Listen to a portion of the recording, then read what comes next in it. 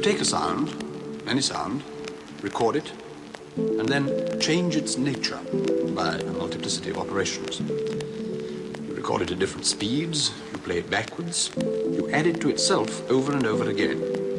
You adjust filters, echoes, acoustic qualities, you combine segments of magnetic tape.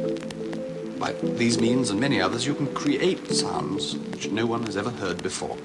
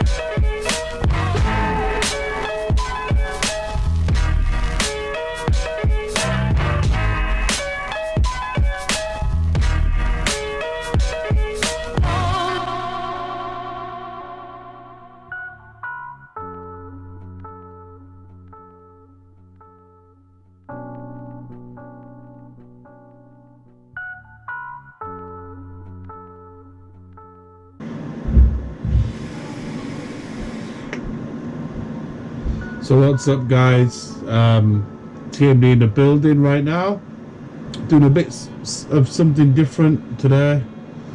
I'm actually filming this video, this talkover, live on Facebook, and we've got two guys in there. Big shout out going to Rob and David from Australia. And yeah, I'll be talking to you about what I've been doing recently in terms of modeling and some big news, big news, guys. I had a bit of a mad creative idea the other day about this Brickworks SAFS goal. Now, I have made this video that you're watching right now, and what I did was I actually repainted this goal, and I just wasn't happy with the finish. And for some weird reason, guys, I've made a review video of how I painted this current version. So basically, to get into it, figure painting is never easy. I struggle a lot. I must admit, I'm not the world's best figure painter by all means, but I'll show you how I do these figures now.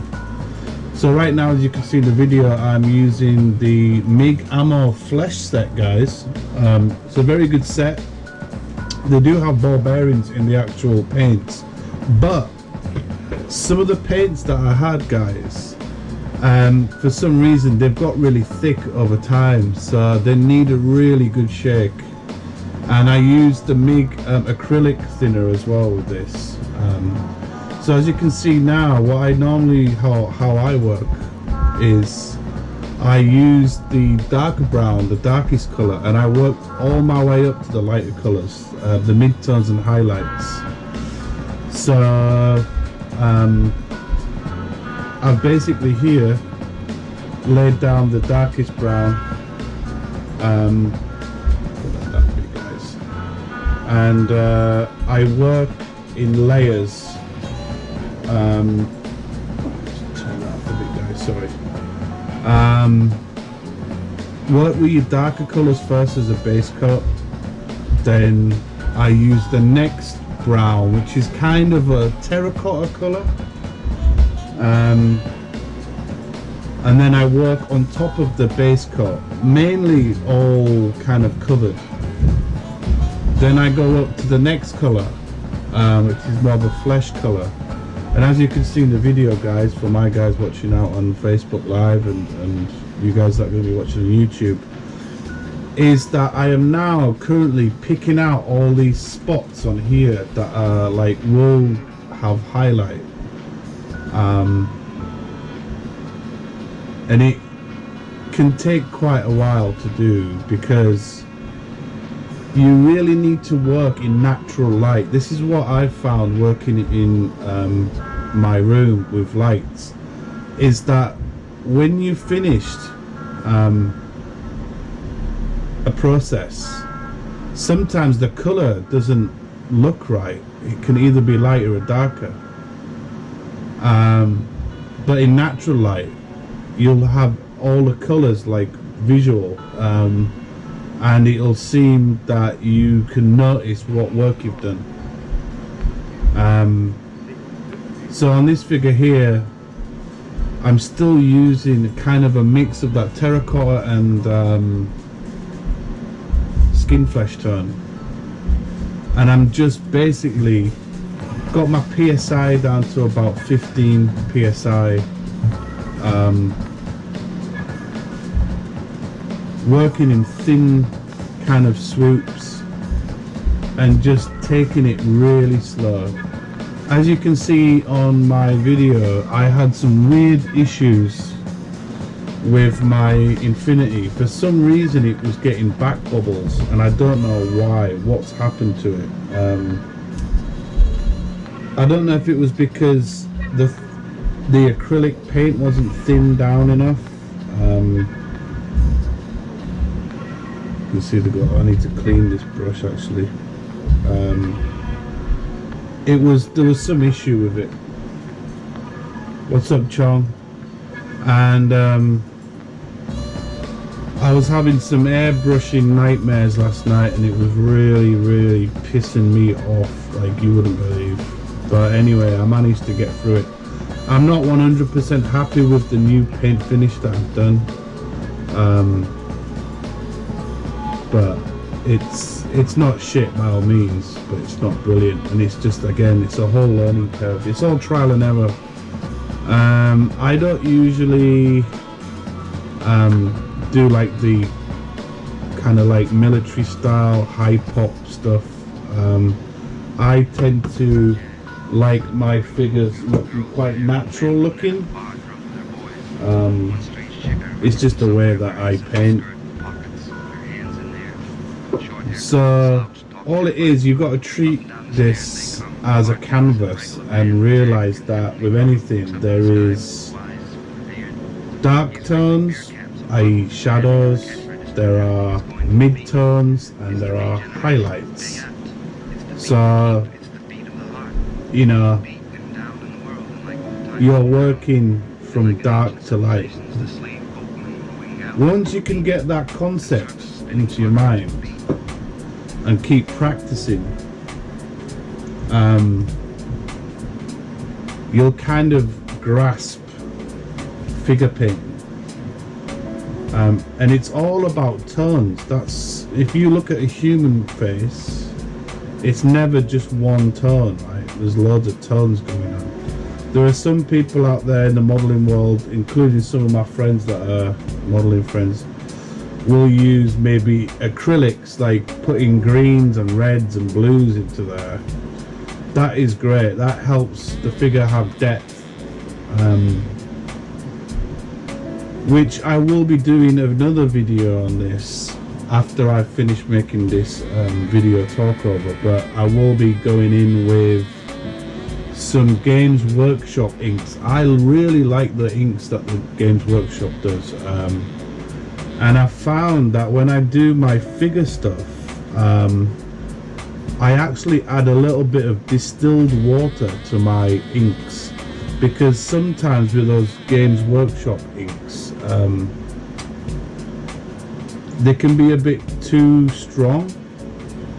I don't know how you guys watching on Facebook Live will agree on me with that, but yeah, sometimes I find that it can be a little bit too strong, so I like to weaken it down a little bit.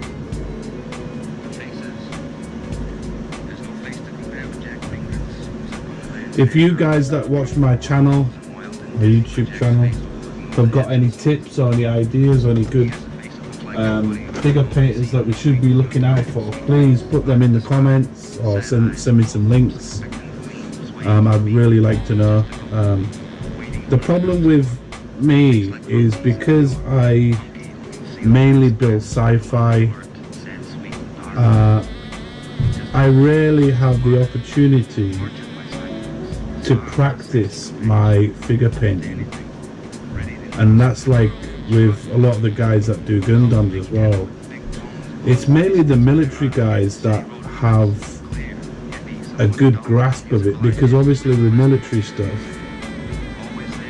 they have to have soldiers or tank commanders or stuff like that, so it's part of their kind of genre of modelling is getting the figure painting side locked down. Although saying that, there are some people that like to do just busts and stuff like that, which is pretty cool. Just cleaning this. Now, you know what's weird is that I was checking some information about the H&S Infinity airbrush, and saying that some people are saying that these airbrushes, which are really good by the way, are easy to clean. I have to disagree with that. I think iWater airbrushes are very easy to clean. With this airbrush here, there's so many components to strip down and clean. It's a bit tiresome. So I don't know where they get this concept that the Infinity is easy to clean. I think it's a bit of a ball breaker, to be honest. I don't know what you guys out there, the cyber world, think of that, but yeah, there's just too many components. If I could shoot the camera down here and show you what I'm doing, it'd be like, wow. Because I know, like with iWater stuff, there's no way that there is as many parts as this to strip down. Like even with the Eclipse, it does have a floating nozzle head on there. But anyway, I know it's a good brush. It just because I've been using iWater brushes for a long time, it's kind of my tool that I'm most familiar with, and probably will take me some time to get this locked down.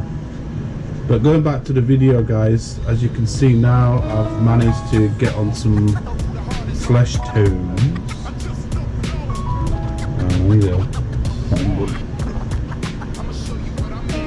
Probably this brush needs a good clean as well. I haven't given this a really good service. So like I said, when you're doing figure painting, especially airbrushing, if you're doing your flesh tones, you just take your time. It is a faster process than actually doing it by brush. And one reason why I did this kit in the way that I did it was because there was so much flesh on it being exposed.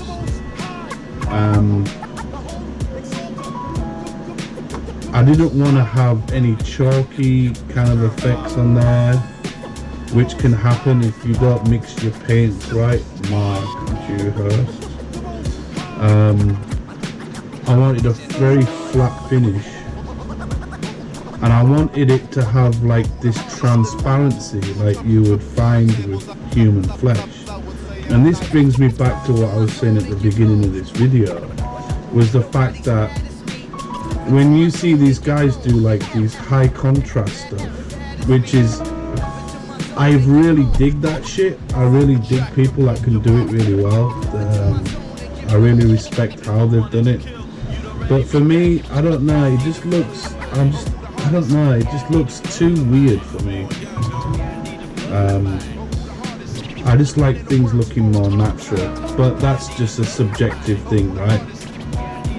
Because I know those guys that can paint high contrast stuff are way better painters than me, and I totally dig that. There's no jealousy on my part. In fact, I wish, like especially that guy called Calvin Tan from, I think isn't he from South Korea or somewhere? He's like a really amazing painter. So, as you can see here, she's a little bit kind of zombie white looking. Now how I do this shit as well, guys, is that I actually went back in with the kind of terracotta brown and went back in with shadow, but unfortunately because of the light in this fucking room, it just didn't happen last night. It was really weird. I was expecting this kit to look a lot better than I thought it would. Just, yeah, I don't know, something went wrong last night.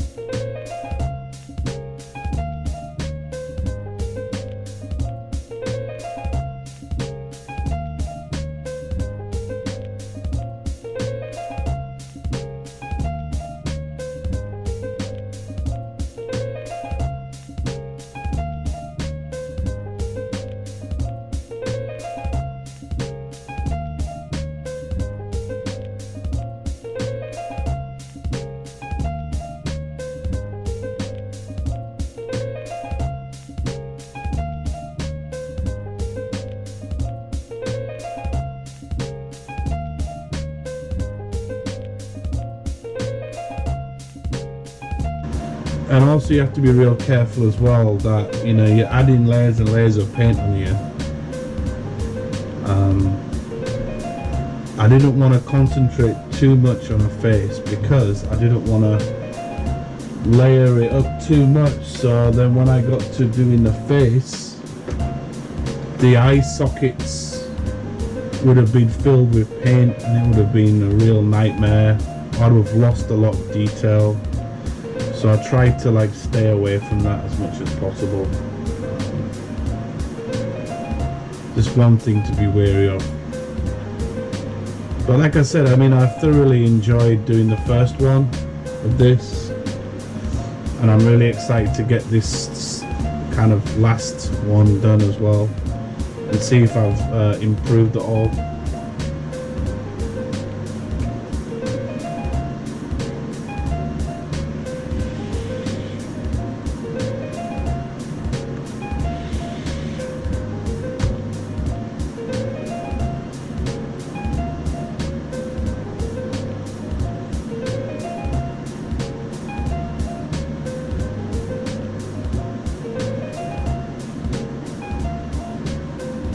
It's just a very long process, man.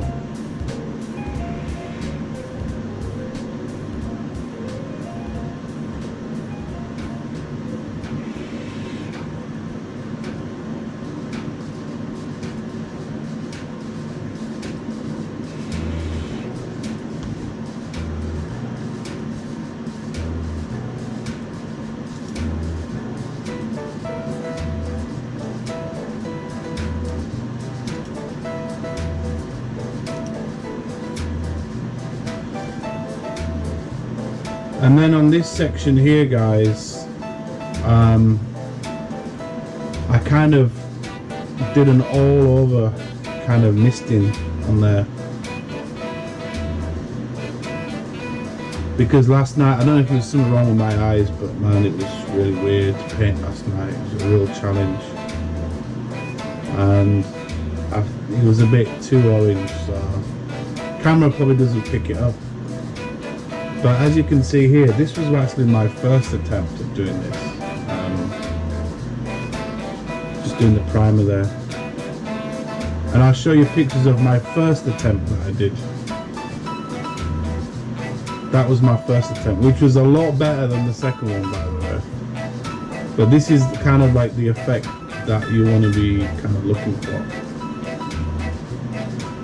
And yeah, I thought it was alright. Now, I did actually make a mistake, and there was a few errors that I had on there. Can you see? She looks like it's not very good. I need to improve it. Like the Games Workshop inks didn't blend right. I just wasn't 100% happy with it. That's why I'm doing it again. And I know some of you guys that have seen my work already on Facebook have given me much love for this, but I just wasn't happy with it. It doesn't look too bad there. Now, this is what's going on with the big news that I mentioned at the beginning of this video, is the fact that I did make a weathering video using the MIG Ammo the oil brushes, and I was experimenting with stuff. That's me buying the new paints for the new build, by the way. And I got these decals as well. Now this is what I'm going to be leading up to, guys, is the fact that I changed my idea,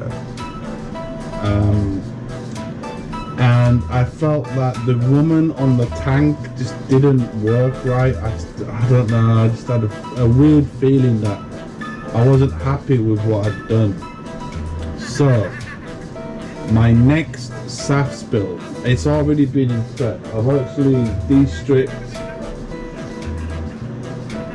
re-primered, and we're ready to go. I'm actually doing a SAFS kit that's going to be in bright fluorescent pink, and I'm going to be using some clear on there, some GX clear. I'm going to get this kit looking like it's a brand new suit. It's a girl SAFS suit with hints of greys and whites and pink. And yeah, honestly guys, I've built a few mat kits, and I'm just at the point now where I'm sick of doing camo schemes and military colours like drab olives and German grey and all that shit. A guy actually posted up in my Mac group, the Koyakiyama work group. Check that out if you want to join, guys, if you're interested in machining Krieger. Is a guy from America had posted a builder in the US who did like school bus SAFs with a Japanese high school girl doing her laces, and I thought, wow, what a cool concept. It's nice to see these mat kits being painted in non-military style colours or themes, and that's why I've gone all pink. I've gone all pink. I wanted to do something different than what I've done before, because I'm literally a creator's block with all this shit. So I'm hoping that this new build will be a little bit more interesting than the last one.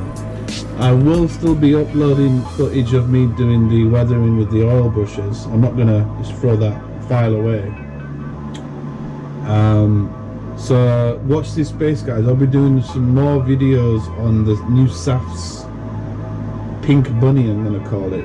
I'm gonna be adding some real quirky stuff to it, and obviously with the new girl, she's going to have a different bikini colour. I might even change her hair colour. She might be a blonde, I don't know yet.